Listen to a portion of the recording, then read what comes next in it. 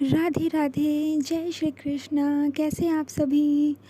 जन्माष्टमी पर्व की बहुत सारी शुभकामनाएं आप सभी को। और जन्माष्टमी का पर्व कल से ही मनाया जा रहा है पूरे देश में। आपने भी मनाया है, आज भी है। मथुरा वृंदावन में आज मनाया गया है। रोहिणी नक्षत्र आज पड़ेगा और उदया तिथि से अष्टमी आज है, तो आज मनाई गई है।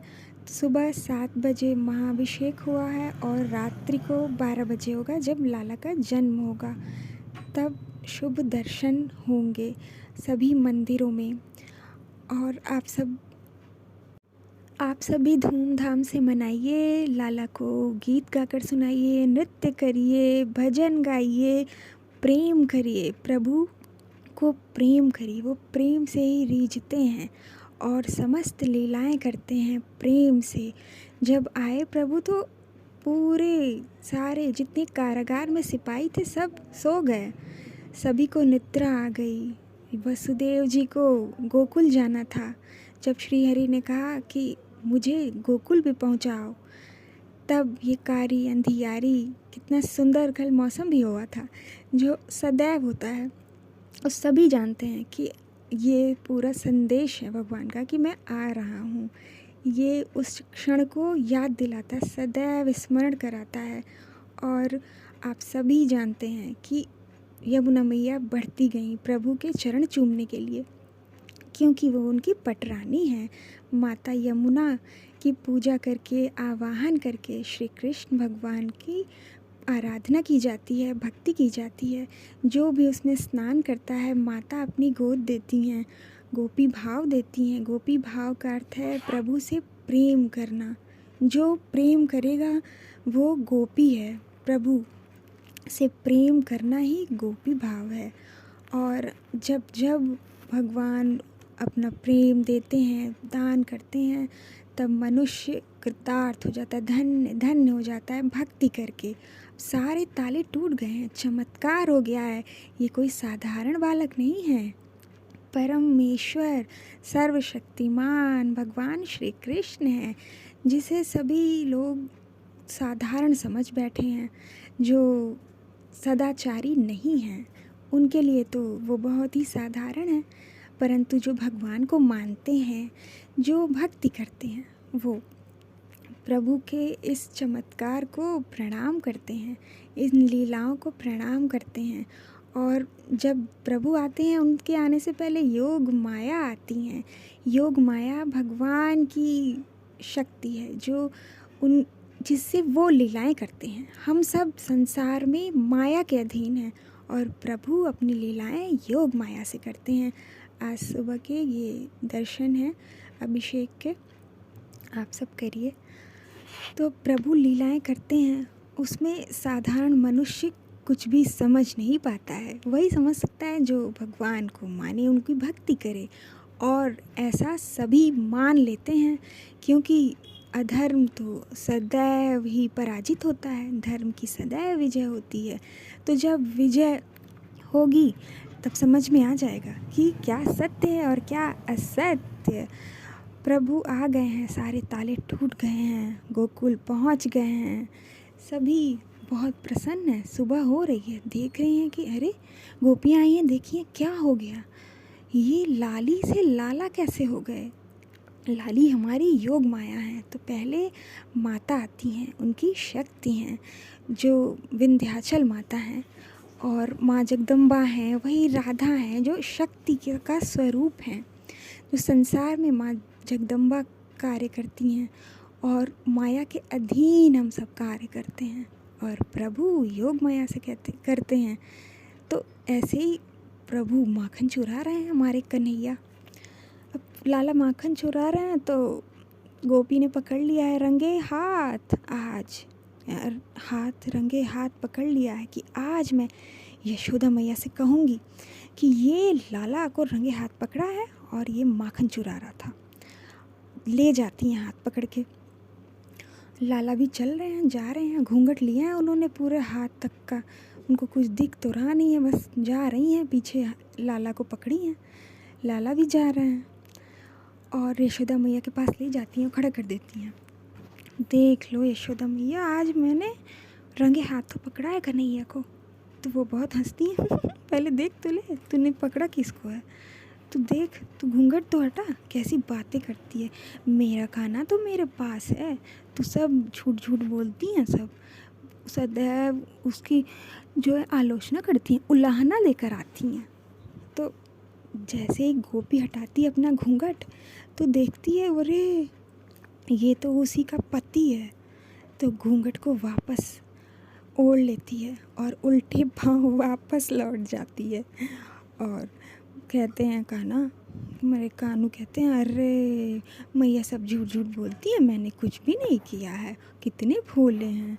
ऐसी सुंदर सुंदर लीलाएं करते हैं और सबका मन मोह लेते हैं। कौन पकड़ सकता है उनको? जो प्रेम करे, प्रेम के बंधन में प्रभु बंध जाते हैं।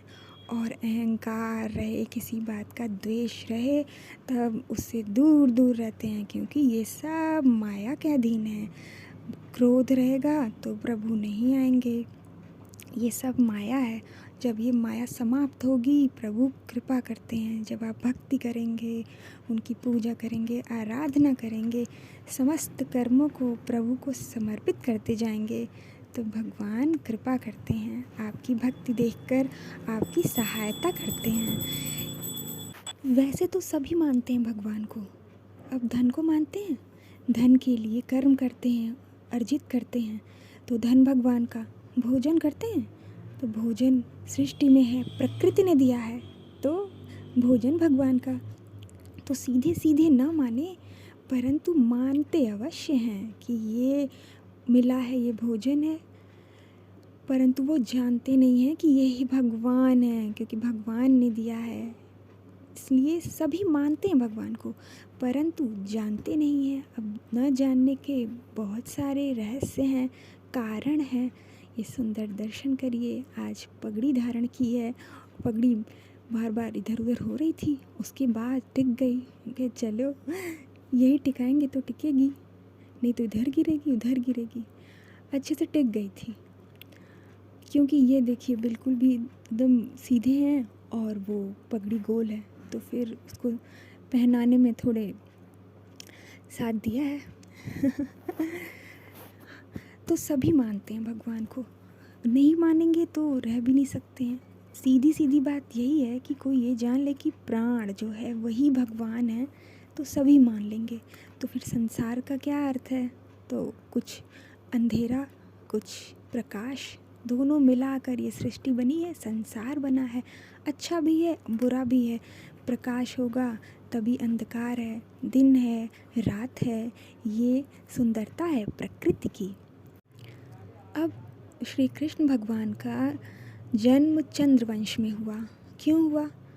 जब रामावतार में भगवान श्री राम सूर्यवंश में आए, तब चंद्र देवता व्यथित हो गए, उदास हो गए, निराश हो गए कि प्रभु मेरे कुल में नहीं जन्म लिया। तब भगवान ने आशीर्वाद दिया, क्योंकि वो कृपा सिंधु हैं, सभी को अच्छा अच्छा देते हैं, क्योंकि उनके पास वही है ही, जिसके पास जो होता वही देता।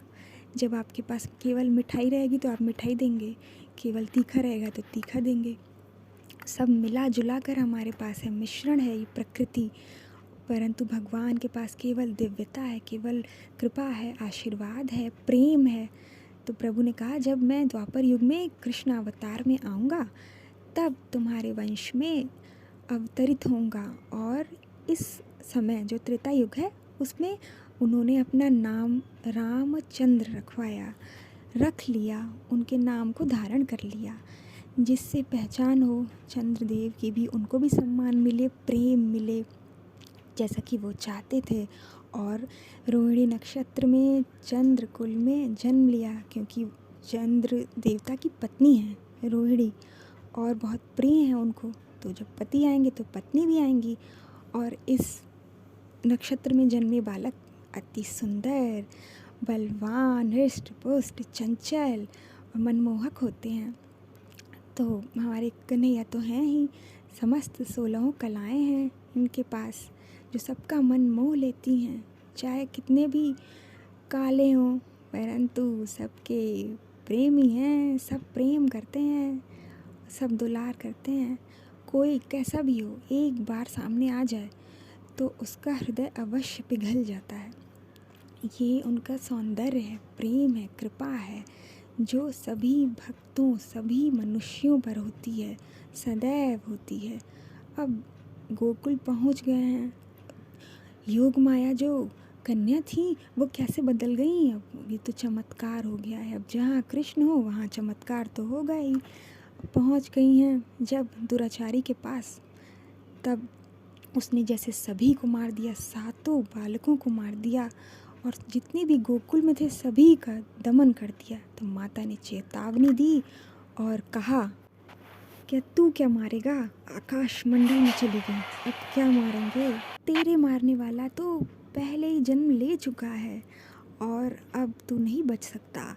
ये कह के जो हमारी जगदम्बा मैया आकाश में ही अंतर्ध्यान हो जाती हैं और विंध्याचल पर्वत पर निवास करती हैं। वही विंध्याचल माता हैं जो प्रभु के आगमन से पूर्व आई, क्योंकि वही शक्ति हैं। जब शक्ति आएगी तो शक्तिमान आएगा, महाशक्तिमान हमारे कृष्ण। और गोकुल पहुंच गए हैं इसी शक्ति से और लाली हुई हैं, लाली से लाला हो गए हैं। गोकुल में बधाई बज रही है, सभी बहुत प्रसन्न है। सभी यशोदा मैया, नंद बाबा का तो चमत्कार हो गया है। कितना अभिलाषा थी कि एक भी पुत्र नहीं था, संतान नहीं थी। 80 वर्ष की हो गई हैं परंतु कोई संतान नहीं है। अब 80 वर्ष में उनको सुख प्राप्त हुआ है। गोविंद गोकुल आयो, आयो गोविंद गोकुल आयो, गोविंद गोकुल आयो, आयो गोविंद गोकुल आयो। हे नंद घरानंद भयो, जय यशोदा लाल की। हाथी लाओ घोड़ा लाओ और लाओ पालकी, नंद घरानंद भयो, जय यशोदा लाल की। हाथी लाओ घोड़ा लाओ, जय यशोदा लाल की। बोलो जय कन्हैया लाल की जय हो। हमारे कृष्ण पधार गए हैं, लाला आ गए हैं, सभी प्रसन्न हैं। गोकुल में आनंद छा गया है और मथुरा में तो आनंद नहीं है। जहाँ भी दुराचार होता है वहाँ प्रभु का निवास नहीं होता है, और जहाँ प्रभु वहाँ आनंद, वहाँ लाला, बहुत सारा प्रेम। आप सभी को और कान्हा जी खूब कृपा करें, बहुत सारा प्रेम दें, आप सब भक्ति करें, यही प्रार्थना, यही मनोकामना करिए आप सभी। मैं करती हूँ भगवान से सभी का कल्याण हो। भक्ति करें प्रभु से और उनके लिए ही समस्त कर्म करें और सदैव आनंद में रहें। तनिक भी चिंता न करें कि कल क्या होगा। वर्तमान में जिस क्षण जहाँ हैं वहाँ प्रभु के भजन में, उनके स्मरण में स्वयं को लीन रखिए, आनंद में रहिए। और यशोदा मैया 80 वर्ष की तो हैं, क्योंकि पहले तो लोग हज़ारों वर्षों के होते थे, तो इसलिए वो अभी युवा हैं, युवा अवस्था है उनकी। 80 वर्ष में भी लाला की सेवा कर रही हैं, बहुत प्रसन्न हैं, क्योंकि इतनी तपस्या जो की है लाला के बाल रूप को देखने के लिए, जो हम सभी को आनंदित करती है। बहुत सारा प्रेम। जय श्री कृष्णा, राधे राधे।